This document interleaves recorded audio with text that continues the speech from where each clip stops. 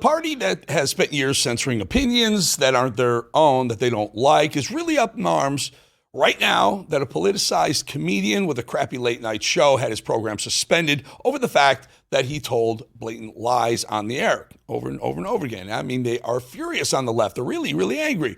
They're yelling so damn mad about it. They're screaming about the First Amendment, but at the very least, they were just as furious, angry, yelling, up in arms over a man who was assassinated in broad daylight, were they? An innocent man whose only crime was to talk to young people around the country, debate them, and express his opinions.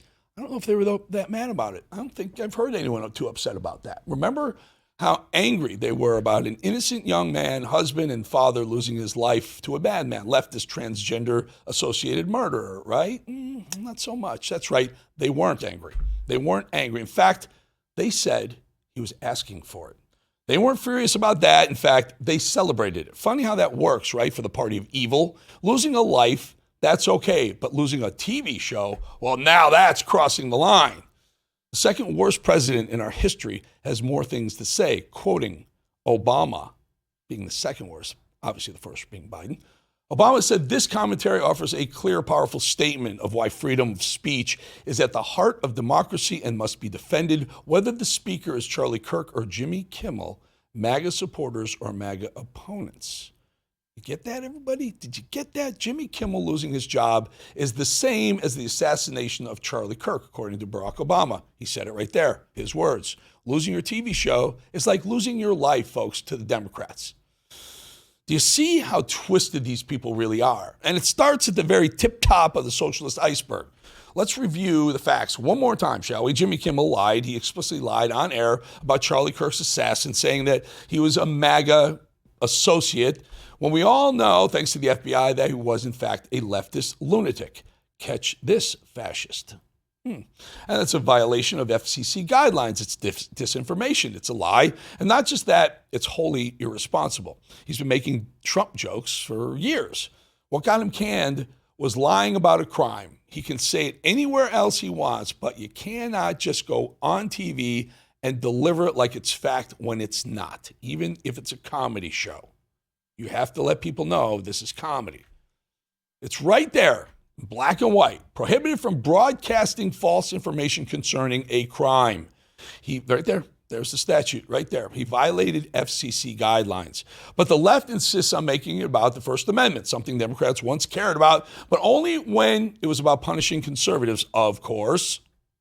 You shouldn't be banned from one platform and not others for providing misinformation out there. There's no guarantee to free speech on misinformation or hate speech, and especially around our democracy. There are Americans who are engaged in this kind of propaganda, and whether they should be civilly or even in some cases criminally charged is something that would be a better deterrent. If people go to only one source and the source they go to is sick and, has an agenda and they're putting out disinformation, our First Amendment stands as a major block. It's really hard to govern today. This is a matter of corporate responsibility. Twitter should be held accountable and shut down that site. It is a matter of safety and corporate accountability. The First Amendment is not absolute. It does not protect any single thing.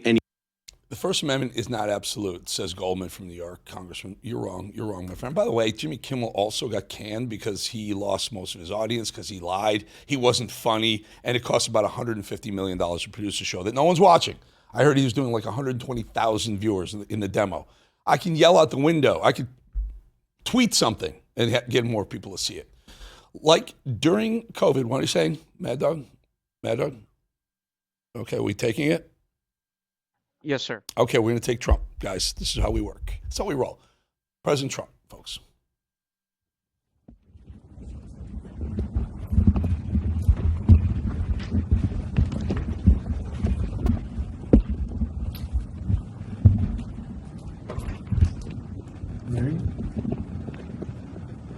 Well, thank you very much. As you know, we passed the continuing resolution in the Republican House today. It was an amazing vote, actually. It showed we want to keep things going and going properly. It was good for a lot of reasons. The Republicans want to keep government open. But in the Senate, we have 53 Republicans total, and we need 60 votes. That means we need Democrat votes. I want to thank Senator John Fetterman. He wants to keep the country open. We're doing so well as a country. We're doing probably better than ever before. If you look at the stock market and other indicators, we have tremendous investment coming in, record investment coming in. Everything's going well, but the Democrats aren't happy about that because they don't want it to go well. I think they actually dislike our country greatly. So they want to shut down the country. They want to have open borders. They want to stop the fighting of crime, where we've been very successful. The D.C., as you know, Washington, D.C. is it's a hot place right now. Everyone's having dinners. They're going out all over. There's very little crime. They haven't seen numbers like this in many, many years. And other places, as you know, we're going into Memphis. We'll soon be going into Chicago. We've already had people out there and in there, and FBI's been there and brought the numbers down, but we're going to be bringing them down a whole lot. But I guess they want crime and we fight crime, and it's a pretty big difference. They want to have men playing women's sports. They want transgender for everybody. And if they don't get everything that they want, all these things that they want that are proven so badly, they want to close our government down. We're not going to let bad things happen to our country. We're not going to approve things that we shouldn't be approving. Just today, the House Democrats voted against condemning the political assassination of Charlie Kirk. Who could vote against that? Condemning, all they're saying, please condemn the assassination of a human being. And they said, no, we're not going to do that.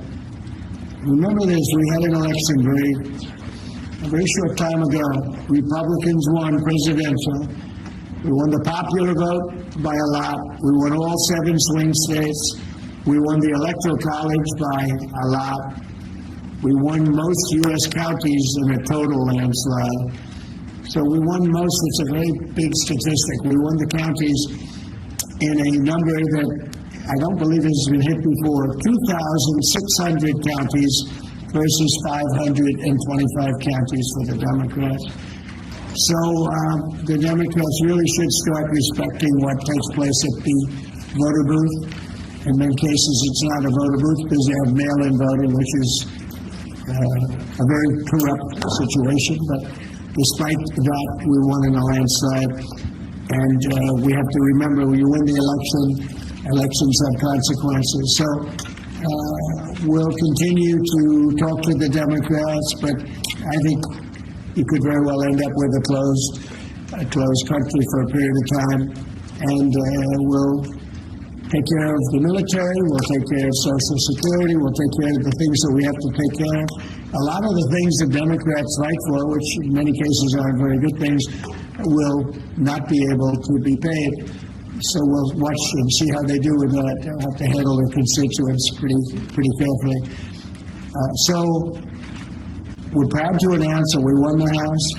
We did fine in the Senate, but we need 60 votes. So we have 53 senators, and we need 60 votes. That means the Democrats have to vote in the Senate.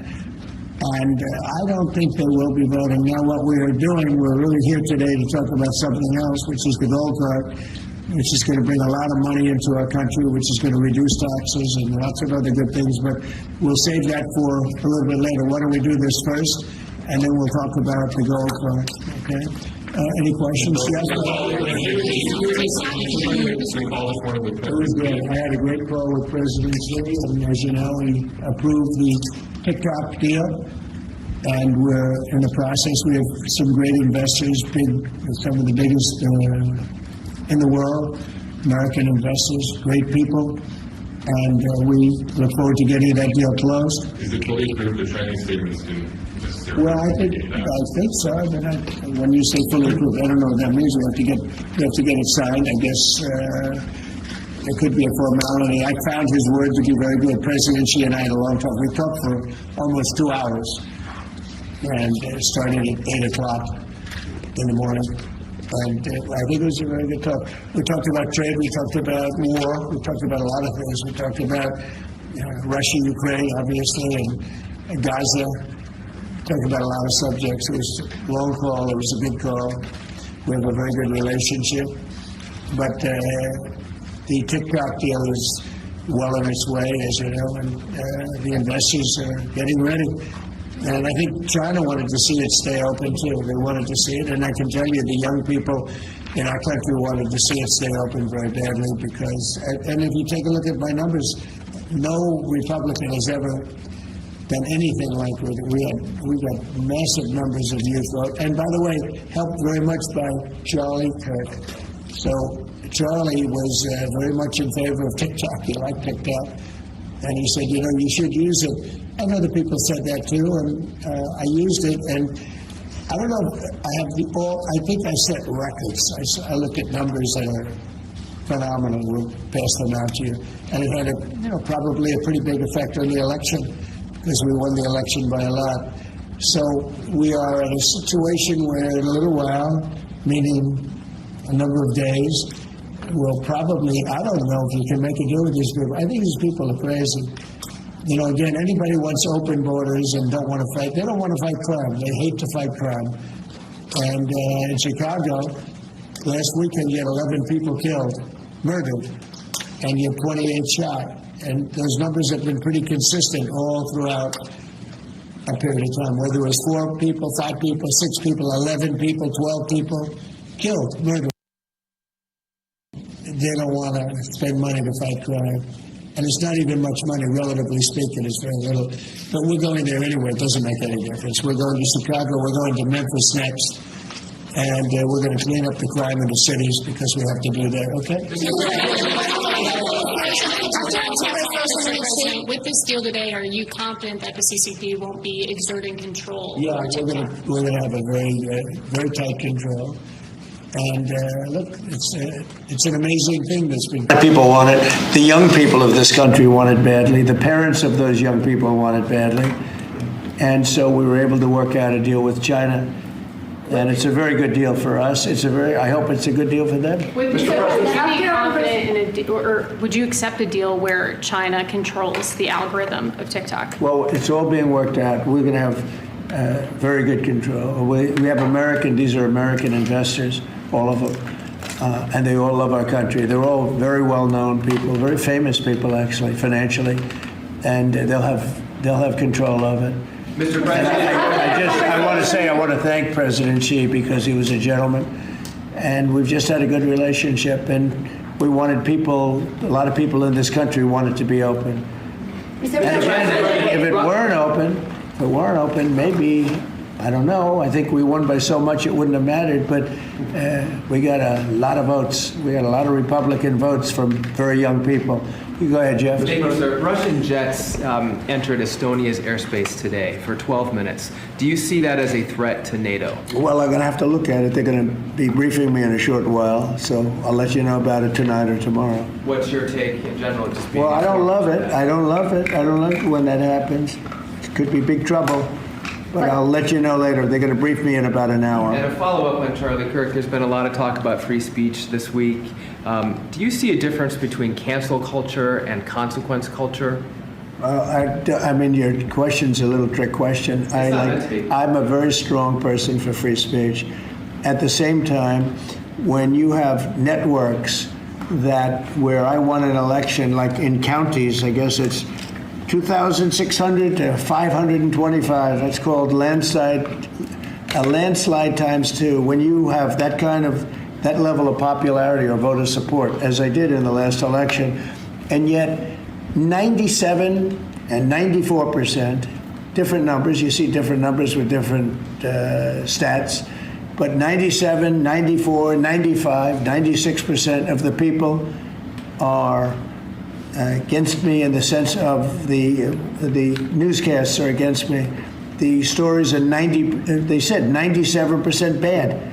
So they gave me 97. They'll take a great story and they'll make it bad. See, I think that's really illegal, personally. You can't have a free airwaves. You're getting free airwaves from the United States government, and you can't have that and say, and somebody that just won an election, and I had to go through this during the election.